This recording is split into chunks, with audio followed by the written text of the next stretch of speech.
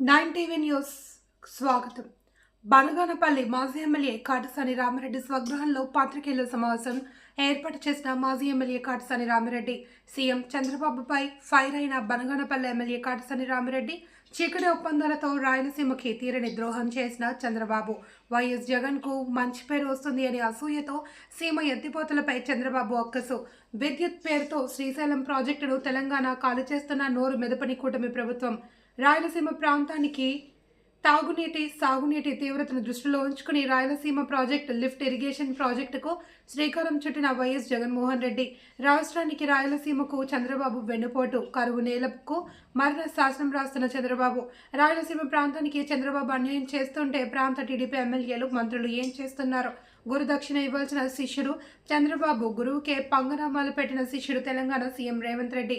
రాయలసీమ ప్రాంత ప్రయోజనాల కోసం సీఎం చంద్రబాబుపై సీమ ఎమ్మెల్యేలు మంత్రులు ఒత్తిడి తీసుకురండి చేస్తే మరి ఒక ముఖ్యమంత్రి స్థాయిలో ఉన్న వ్యక్తి చంద్రబాబు నాయుడు గారు అడుగడుగునా కూడా అడ్డుకుంటూ ఈరోజు ఆఖరకు ఆయన ముఖ్యమంత్రి స్థాయిలో ఉండి కూడా పక్క రాష్ట్రమైనటువంటి ముఖ్యమంత్రి రేవంత్ రెడ్డి గారితో కుమ్మక్కైపోయి ఈరోజు మన యొక్క రాయలసీమ యొక్క ప్రయోజనాలను తాకట్టు పెట్టి ఈరోజు ప్రజలందరూ కూడా ఎందుకు ఓటేశాం,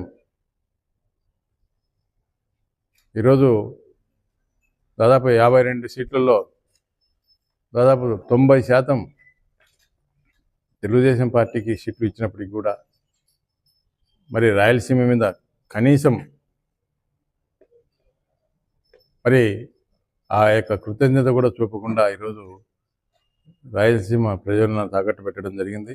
మన యొక్క ప్రయోజనాలను తాకట్టు పెట్టి ఈరోజు ఆఖరకు ఒక రాయలసీమ వాసి మరి ఇన్ని నియోజకవర్గాల్లో మెజార్టీ స్థానాలు ఇచ్చినప్పటికీ కూడా మరి కనీసం కృతజ్ఞత అనేది చంద్రబాబు నాయుడుకు లేకుండా మరి ఈరోజు వారి యొక్క గురు శిష్యుల యొక్క బండారం బయటపడిపోయింది.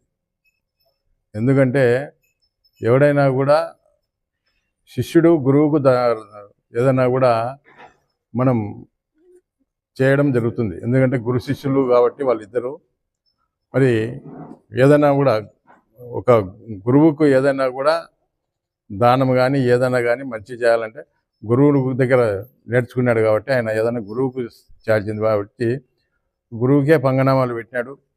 ఈయన ఇద్దరు తోడుదొంగల్లాగా ఈరోజు మన యొక్క ప్రయోజనాలను మరి ఈరోజు హరించే విధంగా చేయడం జరుగుతూ ఉంది.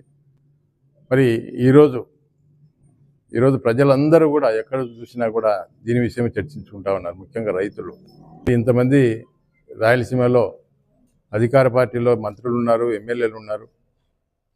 వాళ్ళు ఏమైనా మరి గాడిదలు కాస్తా ఉన్నారా? కనీసం ఈరోజు చంద్రబాబు నాయుడు గారి మీద ఒత్తిడి తీసుకొని వచ్చి అయ్యా మేము ఈ రాయలసీమ ప్రాంతంలో మమ్మల్ని ఎమ్మెల్యేలుగా మంత్రులుగా మరి ప్రజలు ఎన్నుకున్నారు, మరి మీరు మా యొక్క ప్రయోజనాలు పెడితే మేము తల ఎత్తుకు తిరగలేమని చెప్పి వీళ్ళు చంద్రబాబు నాయుడు గారి మీద ఒత్తిడి తీసుకురావాలా?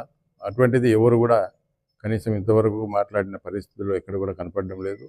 ఇప్పటికైనా కూడా ఈ ఎమ్మెల్యేలు మంత్రులు చంద్రబాబు నాయుడు గారి మీద ఒత్తిడి తీసుకొని వచ్చి మన యొక్క రాయలసీమ లిఫ్ట్ ఇరిగేషన్ ఏదైతే వీళ్ళిద్దరూ కుమ్మక్కై ఆపేసినారో దాన్ని మళ్ళీ అన్ని అనుమతులతోటి తీసుకొని వచ్చి దాన్ని పూర్తి చేసి రాయలసీమ యొక్క ప్రయోజనాలను కాపాడాలని చెప్పి ఈ సందర్భంగా కోరుతాను.